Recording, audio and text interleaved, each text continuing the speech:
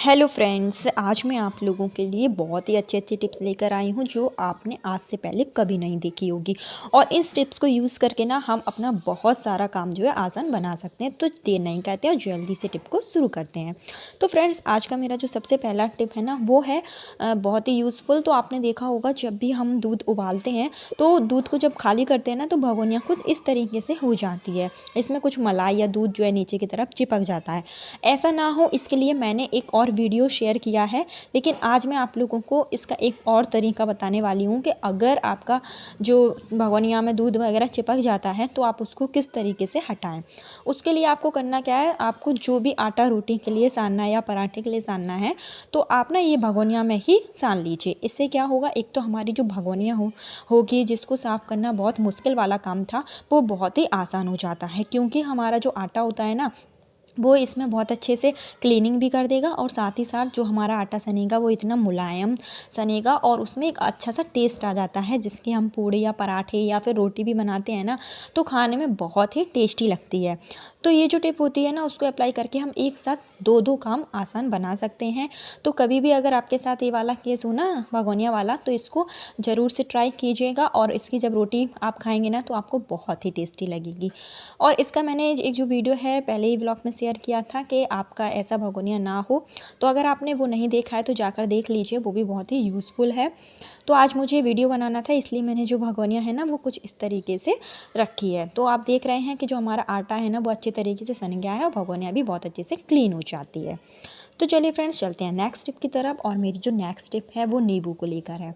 आपने देखा होगा जब भी हम मार्केट से नींबू लेकर आते हैं तो उसको फ्रिज में रख देते हैं या फिर एक आध हफ्ता हो जाता है, उसके बाद ना उसका जो नींबू का जो रस होता है वो बहुत ही कम हो जाता है। हम चाहे जितना निचोड़ते हैं इसमें नींबू का रस जो है वो निकलता ही नहीं है। तो आपको 2-3 टिप्स है जो ट्राई करना है। आपको क्या करना है, जब भी आप नींबू काटें उससे पहले आप अपनी हथेली से ना इस तरीके से नींबू को रगड़ लीजिए। आप इसके लिए बेलन का भी यूज़ कर सकते हैं। जिससे क्या होगा, नींबू में जितना भी रस होगा ना वो एकदम से अच्छे से आ जाएगा और उसके बाद जब हम नींबू काटेंगे तो हमारा जो रस है वो बहुत ही अच्छे से निकल कर आएगा। तो चलिए अभी मैं आपको ना काट कर भी दिखाती हूँ कि हमारा जो नींबू है उसमें कितना सारा रस निकल रहा है। तो इधर मैं कटिंग के बाद केवल आधा ही नींबू का यूज़ करूँगी, क्योंकि मुझे आधा ही नींबू लेना है। और मैं बताती हूँ कि कितना अच्छे से हमारा जो रस है वो निकल आया है। तो आप इसका रस सिंपली हाथ की हेल्प से भी निकाल सकते हैं। अगर आपको हाथ से नहीं निकालना है तो आप एक चिमटा लीजिए और उससे ना आप अच्छे से दबा दीजिए। तो जितना भी नींबू में रस होगा वो बहुत ही अच्छे तरीके से निकल कर आ जाता है। इस तरह से हम नींबू का जो है अच्छे तरीके से यूज़ कर पाते हैं।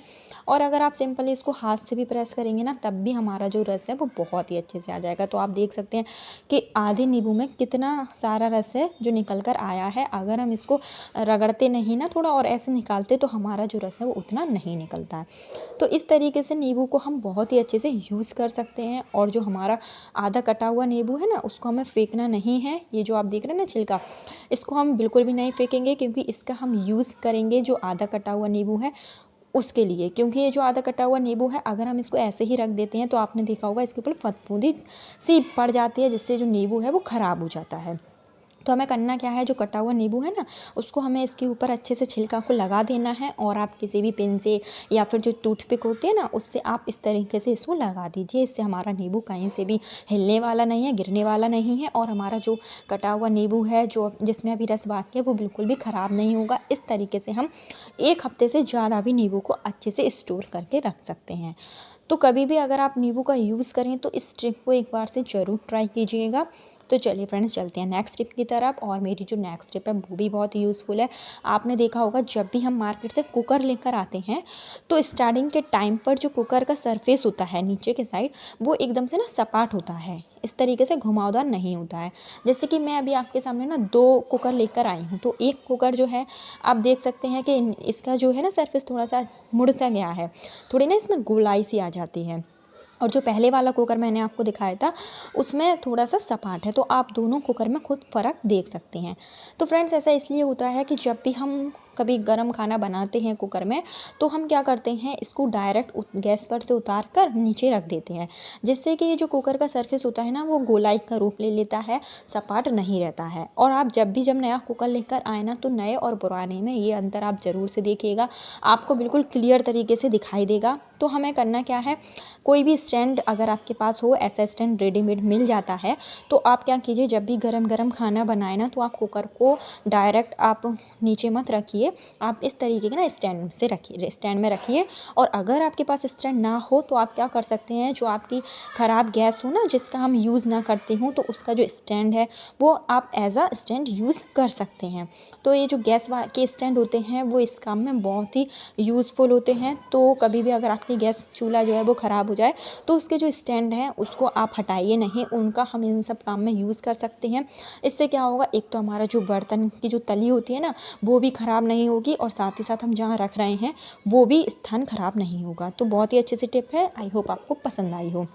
और मेरी जो नेक्स्ट टिप है वो है, फ्रेंड्स आपने देखा होगा, जब भी हम कोई नए कपड़े लेकर आते हैं, तो कपड़े में ना इस तरीके का जो है रैपर चिपका हुआ होता है, जिसमें प्राइस वगैरह और बहुत कुछ इस कपड़े के लिए लिखा हुआ रहता है। तो हम क्या करते हैं, जब भी हम कपड़े का यूज़ करते हैं ना, तो हम इसको हटा देते हैं और उसको फेंक देते हैं। इसको फेंकिए नहीं, मैं आपको बताती हूँ कि मैं इनका किस काम में यूज़ करती हूँ। तो फ्रेंड्स हमें करना क्या है, हमें ना इसमें पिन की हेल्प से छेद कर लेना है। तो आप छेद जितना चाहें उतना कर सकते हैं। जैसे मैंने जो अभी लिया हुआ है, तो मेरा मेरा ना थोड़ा सा बड़े साइज का है, तो इसलिए मैं इसमें ज़्यादा छेद करूँगी। और अगर आपके पास छोटा वाला स्टिकर रखा हो, तो आप ना उसमें अपने हिसाब से जो है छेद कम ज़्यादा कर सकते हैं।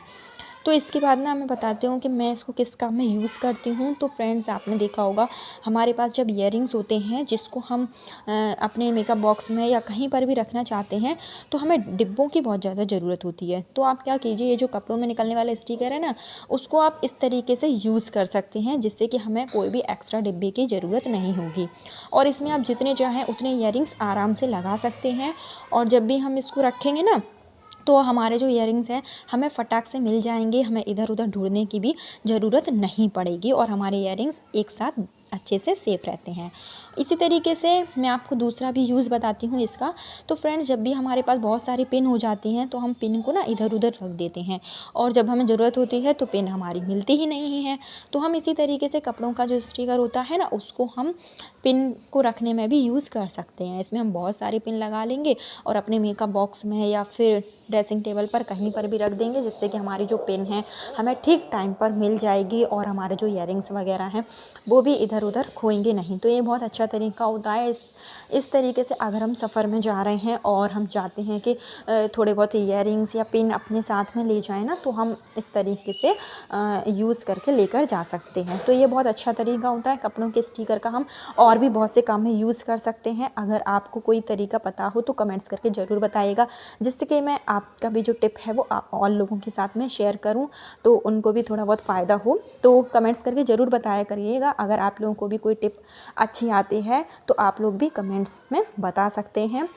हो सकता है आपकी टिप्स जो है वो बहुत ज़्यादा अच्छी हो और लोगों को काफ़ी हद तक फ़ायदा पहुँचे। तो चलिए फ्रेंड्स, चलते हैं नेक्स्ट टिप की तरफ। और मेरा जो नेक्स्ट टिप है वो है बिंदी के पत्ते को लेकर। तो बिंदी तो हम सब लोग यूज़ करते ही हैं, और आपने देखा होगा कि कई सारी बिंदियों के पैकेट जो हैं हम ख़रीदते हैं।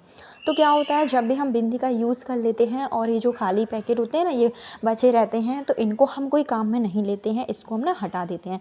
आज मैं आपको एक बहुत अच्छा सा तरीका बताने वाली हूँ, जिसको आप इस काम में बहुत अच्छे से यूज़ कर सकते हैं। तो फ्रेंड्स आपने देखा होगा, जब भी हम बैंक वगैरह जाते हैं या कहीं पर भी जाते हैं, तो हमें ना आधार कार्ड या फिर बहुत से कार्ड की, पैन कार्ड वगैरह की ज़रूरत होती है, जिसको हम लेकर जाते हैं। और अगर हम उसको बैग में ऐसे ही लेकर जाते हैं, फिर चाहे हम छोटे बैग में रखें या फिर बड़े बैग में रखें, तो ये क्या होता है, ठीक टाइम पर जब हम ज़रूरत होती है ना, तो मिलते ही नहीं हैं। या फिर आपने देखा होगा, इसकी जो लैमिनेशन वगैरह होती है वो ना मुड़ सी जाती है, तो हमारे जो पेपर हैं वो खोने का भी डर होता है और ख़राब भी हो जाते हैं। तो आप क्या कर सकते हैं, जो बिंदी के खाली पैकेट है ना, इसको आप इस काम में यूज़ कर सकते हैं, क्योंकि इसका जो साइज़ होता है ना, वो बिल्कुल परफेक्ट होता है इन चीज़ों के लिए, जैसे वोटर आईडी वगैरह हो गई, पैन कार्ड हो गया, तो इस तरीके से ना हम रख सकते हैं। और इसमें हम ना आराम से अपने बच्चों के, हस्बैंड के बहुत से आधार कार्ड इसमें हैं जो है एक साथ आ जाएंगे। और हम इसको अगर घर में भी अलमारी वगैरह में रखेंगे ना, तो जब भी हमें ज़रूरत होगी हमें ठीक टाइम पर मिल जाएंगे हमारे आधार कार्ड, इधर उधर खोएंगे नहीं। और सबसे बड़ी बात, इसमें ना बहुत अच्छे से सेफ़ रहते हैं, कहीं से भी आप देख रहे हैं कि गिरते नहीं हैं। मैं आपको चारों तरफ से घुमा कर भी दिखा रही हूँ। तो ये बहुत ही अच्छा तरीका होता है खाली बिंदी के पैकेट का यूज़ करने का।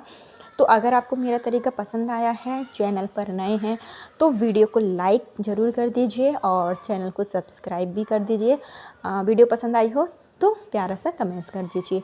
तो आज की मेरी आपको टिप्स कैसी लगी कमेंट्स करके ज़रूर बताइएगा। कौन सी टिप्स एंड ट्रिक्स सबसे ज़्यादा अच्छी लगी है उसको भी बताइएगा। कल फिर मिलते हैं नए टिप्स एंड ट्रिक के साथ। जब तक के लिए बाय बाय।